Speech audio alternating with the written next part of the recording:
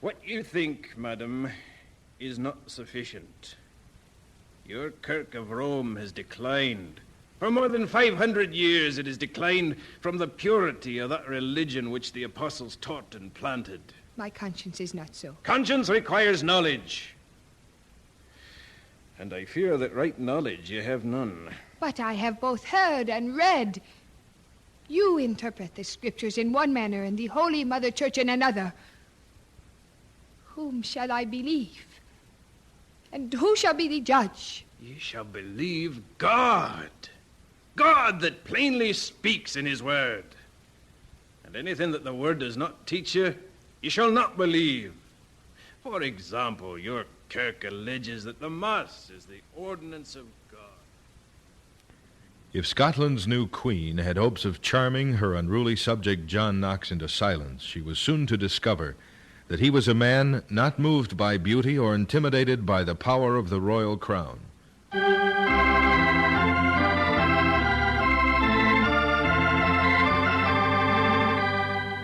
We greet our friends everywhere with Chapter 17 of Thunder in the Heather, the story of John Knox.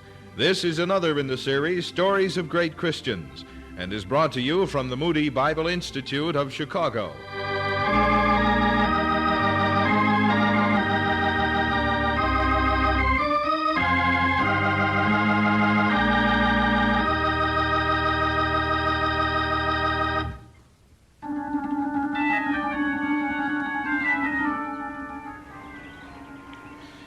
Well, I did hold my ground with young Mary, but how that queen made my blood boil with her deceiving ways and her pretty smiles. Well, she'll never turn the head of John... John Knox! Come on, Glencairn, you're puffing like a lass. John, it's a bit warm today for such a long walk. Why don't you ever rest on your own hearth in the afternoons? With two wee bairns running and climbing and a mother-in-law talking. Do you think there's much peace for a man to hear his own thoughts? I suppose not. Yeah, but you've two fine lads. So I take to wandering about the glens. It's as much rest as I can get. Lord Stuart was not pleased with the outcome of your meeting with the Queen. He says she was annoyed with you. Indeed, that comes as no surprise to me. I found her to be an exasperating female, and I didn't pretend to flatter her. I know that.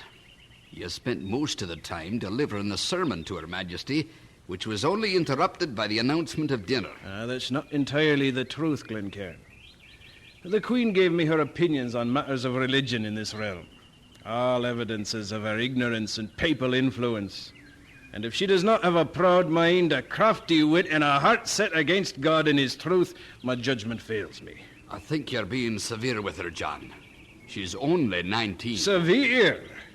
So she's twisted you around that dainty little finger of hers. I knew how it would be. Aye, all the lords protested with me at the saying of the Mass in Holyrood, and one by one they've fallen silent, enchanted by her witchery. Now you. It's not that way, John. No?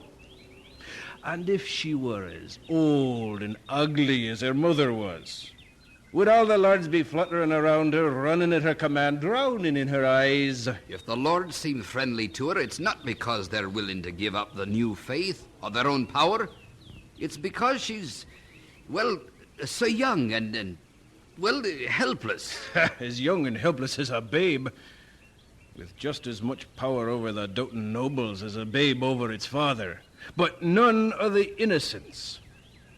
The nobles are in no condition to resist her witchery, but the true Scots, the common folk, will not be so seduced.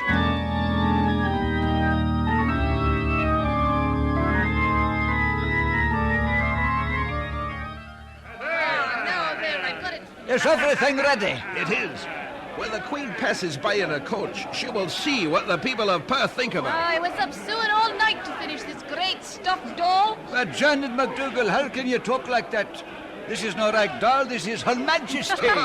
Greetings to Her Royal Majesty, Queen of Scots. Queen of the priests. Queen of the Frenchies, you mean? Why doesn't she go back to France? She's no Scot. Why should she be our queen? If there are a little parade for her, maybe she will. Yeah, that's what I wanted to. Everything is ready, and you all know what you ought to do. Aye, let me go. When the royal carriage gets close enough, Janet will stand behind the doll and make its head wag and its arms fly. I am a noble. I will bow to her and lick her boots. We are all nobles. I begin the dance, then you all follow. Round and round the doll with all the bowing and courting you can do. I will make her cry, the poor wee queen. Get ready now, I see the coach.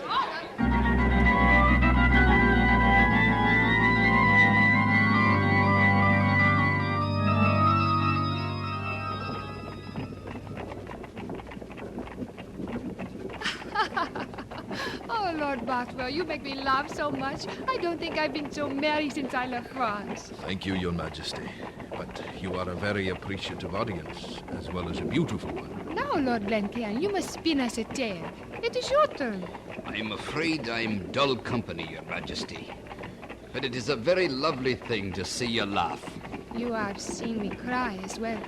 Your Majesty, what has made you cry? Last Sabbath at Stirling, there was a group of priests singing in the choir. The people drove them out in my presence, and there was no one who came to my support. I have never been treated so insultingly. You must give the people time to get used to you. Will they ever? Of course. They will learn to love you. Won't they, Glencairn? Glencairn. I trust so. What captures your attention, Lord Glencairn? There seems to be some sort of parade approaching the coach. A pageant? Oh, how wonderful! I must pull back my curtain to watch. Allow me, Your Majesty. Oh, thank you, Lord Bothwell. I cannot quite see. What is it they are carrying? It's nothing of interest, Your Majesty. Let us hurry the horses. Oh, no, Lord Glencairn. I want to learn all about my people.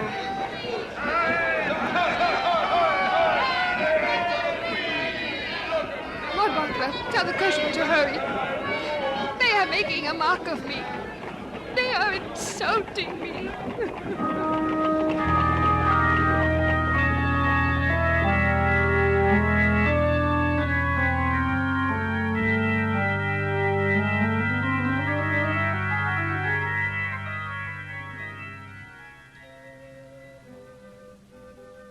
Oh, Lord Bothwell, I must rest.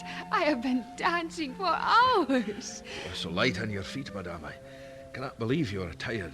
Oh, no, Lord Bothwell, you shall not persuade me to dance again. I should like some air. As you wish, my queen.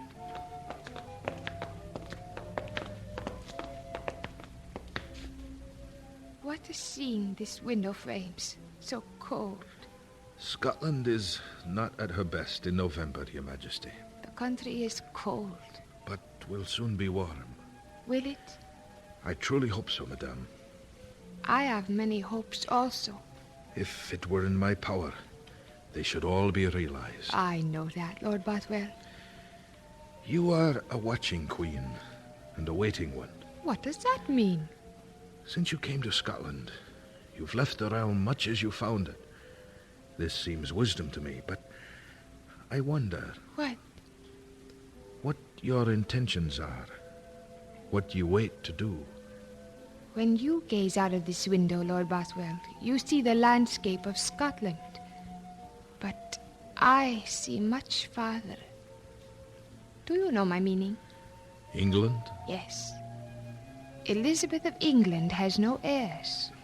If the annulment of the marriage of Henry VIII and Catherine of Aragon can be proved invalid, then I am heiress to the English throne. And someday would be Queen of Scotland and England. Yes, our countries will be joined. And Scotland is the carriage you must drive gently to take you to England. Perhaps. At any rate, it would not do to have the carriage overturned.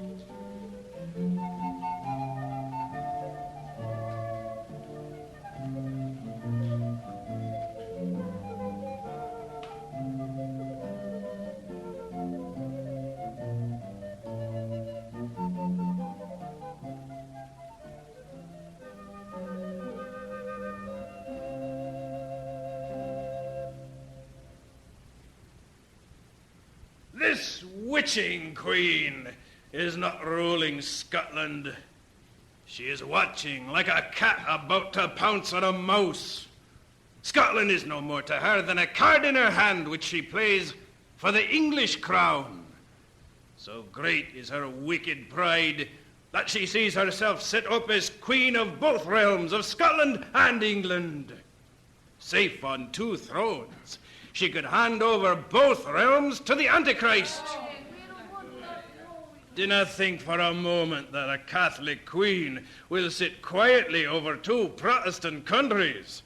When she grows in her power, she will crush the true faith, even as that Bloody Mary crushed the Reformed faith in England during her reign, so that the streets ran with blood. Understand, O ye kings, and be warned, ye that judge the earth, that even as ye amuse yourselves with great fiddling and flinging, judgment can come upon you. In the scriptures there is no praise of dancing, and in the great writers it is termed the conduct of people who are mad and in frenzy rather than sober men. And those who make merry and mock the men who work and struggle for the Kirk of God on earth will receive their rightful doom in hell.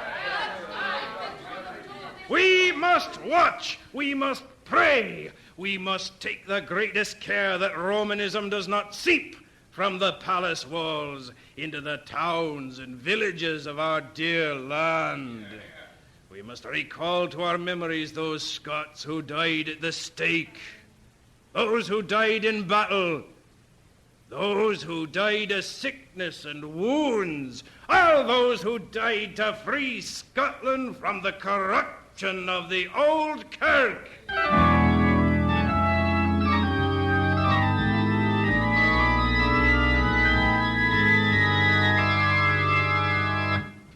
Glencairn, you must bring your dreadful prophet to me. He persists in stirring up the countryside against me, and if he continues, Scotland will again be in an uproar. Yes, madame. I can do nothing to please that man. Before I came to Scotland, behind my back, he persuaded the Parliament to pass laws on behalf of his church. I have done nothing to change the laws, even though they are against my own conscience. But this does not satisfy him. He is determined that I shall worship as it pleases him, that I shall behave as it pleases him. In fact, that I shall be subject to every one of his whims, so that he rules me. It is certain that I do not rule him. And now this last sermon of his. He has a violent way of expressing himself, madame. His meaning may not be as strong. What right has he to criticize the court? We cannot have a banquet without hearing him thunder from the pulpit the next day. He meddles with every move I make, and I will not tolerate it. If you could win him, madame, your way in Scotland would be smooth. He only wants the church to be free in its worship and government. Win him? He is all thistle. There is nothing to win. But he may not preach openly against me. That is treason, Lord Glencairn, and I shall charge him and punish him for the traitor he is.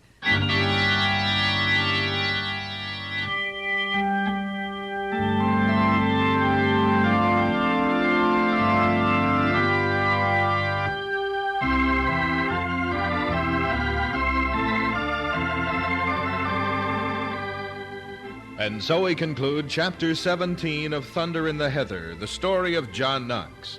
This is another in the series, Stories of Great Christians, and was produced in the radio studios of the Moody Bible Institute of Chicago.